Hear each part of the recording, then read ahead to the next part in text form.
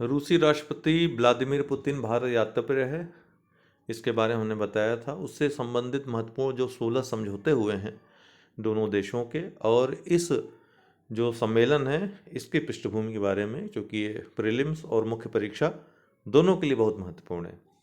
तो 4 से 5 दिसंबर 2025 भारत यात्रा पर रहे रूसी राष्ट्रपति व्लादिमीर पुतिन। नई दिल्ली में 23वें वार्षिक द्विपक्षीय सम्मेलन के लिए वो आए थे, और जब से रूस यूक्रेन युद्ध हो रहा है उसके बाद से पुतिन की पहली भारत यात्रा थी, इसलिए महत्वपूर्ण थी। विभिन्न क्षेत्रों में सहयोग समझौतों पर इस दौरान दोनों देशों ने हस्ताक्षर किए। कुल 16 समझौतों पर हस्ताक्षर हुए, जिनमें जो प्रमुख हैं, रणनीतिक आर्कटिक पहल के लिए भारत को प्रशिक्षण देने के लिए समझौता करना, जिसमें ध्रुवीय नेविगेशन के लिए प्रशिक्षित किया जाएगा भारतीयों को। उर्वरक क्षेत्र में आपूर्ति के लिए समझौता, खासकर कृषि क्षेत्र में। दोनों देशों के डाक विभागों के मध्य समझौता हुआ त्वरित हस्तांतरण के लिए।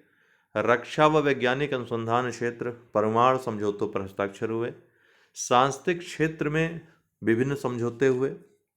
आपको बता दें, ये जो सम्मेलन है दोस्तों, इसकी शुरुआत 2000 में हुई थी, तो ये 25वीं वर्षगांठ भी है इस शुरुआत की। भारत रूस सामरिक साझेदारी घोषणा कब हुई थी? वर्ष 2000 में, तब से ये बैठक हो रही है। बीच में जब कोरोना था तो 2 बार बाधित हुई। तो ये 25वीं वर्षगांठ है, लेकिन 23वीं बैठक है, ध्यान रखना है।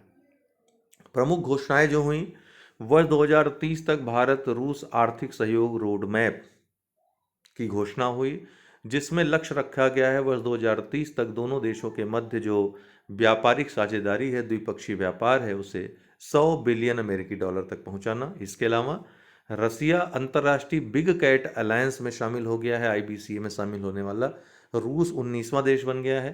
भारत फैब्रिक ऑफ टाइम प्रदर्शनी, ये सांस्कृतिक प्रदर्शनी है जो मॉस्को में आयोजित होगी।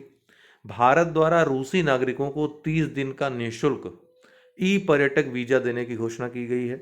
संयुक्त राष्ट्र सुरक्षा परिषद में भारत की जो डिमांड है उसमें स्थायी सदस्यता की, उसकी वकालत, उसका समर्थन रसिया के द्वारा किया गया इस दौरान। नाइजर ओंकोसिरियोसिस को समाप्त करने वाला पहला अफ्रीकी देश बन गया और विश्व का 5वां देश बन गया ओंकोसिरियोसिस को खत्म करने वाला। ओंकोसिरियोसिस क्या है, ध्यान दीजिएगा। ट्रैकोमा, जो कि जीवाणु द्वारा, बैक्टीरिया द्वारा फैलने वाली बीमारी है। उसके बाद अंधेपन का दुनिया का दूसरा प्रमुख संक्रामक रोग है। रिवर ब्लाइंडनेस भी इसको कहते हैं, ओंकोसिरियोसिस को रिवर ब्लाइंडनेस भी कहते हैं। यह निमोटोड कृमि जनित बीमारी है जो मादा काली मक्खी से फैलती है। रिजर्व बैंक ऑफ इंडिया हाल ही में इसने इसकी मौद्रिक नीति समिति एमपीसी की बैठक हुई, जो हर 2 महीने में होती है।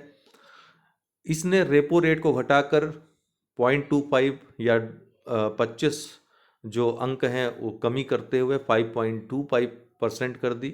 पहले ये 5.50% थी। स्थायी जमा सुविधा एसडीएफ को घटाकर 5% कर दिया है। सीमांत स्थायी सुविधा व बैंक रेट दोनों जो है कितना हो गया है, 5.50%। वहीं रिवर्स रेपो रेट को स्थिर मूल्य पर रखा गया है 3.35% के। एमपीसी मौद्रिक नीति समिति की बात करें तो इसके गठन का प्रावधान आरबीआई एक्ट 1934 की धारा 45 जेड बी में है। ठीक है, संशोधित आरबीआई एक्ट की धारा में है। केंद्र सरकार द्वारा इसका गठन किया जाता है। कुल 6 सदस्य इसमें होते हैं। अध्यक्षता इसकी आरबीआई गवर्नर द्वारा की जाती है। एक महत्वपूर्ण बात है कि आरबीआई एक्ट 1934 की धारा 45 जेड एल के तहत भारत की जो मौद्रिक नीति समिति है वो कम से कम 3 महीने में एक बैठक करेगी, कम से कम 1 वर्ष में कम से कम 4 बैठक करेगी। लेकिन इसी धारा में क्योंकि न्यूनतम दिया हुआ है, ठीक है, मैक्सिमम नहीं दिया है, तो आरबीआई ने व्यवहारिक एक तरीका अपनाया है, हर 2 महीने में एक बैठक करने का। इस तरीके से व्यवहारिक रूप से 6 बैठकें होती हैं आरबीआई की इस संबंध में, मतलब एमपीसी की 6 बैठकें होती हैं साल भर में। न्यूनतम कितनी होनी चाहिए? तो 4 बैठकें होनी चाहिए। तो याद रखिएगा इस चीज को। 45 जेडएल में यह व्यवस्था की गई है। तो ब्याज दरों का निर्णय लेने के लिए बैठक करती है, जिसे मौद्रिक नीति समीक्षा कहते हैं, मॉनिटरी पॉलिसी रिव्यू कहते हैं। वर्ष में न्यूनतम 4 बैठक होनी चाहिए, लेकिन व्यवहारिक रूप से 6 बैठक होती है।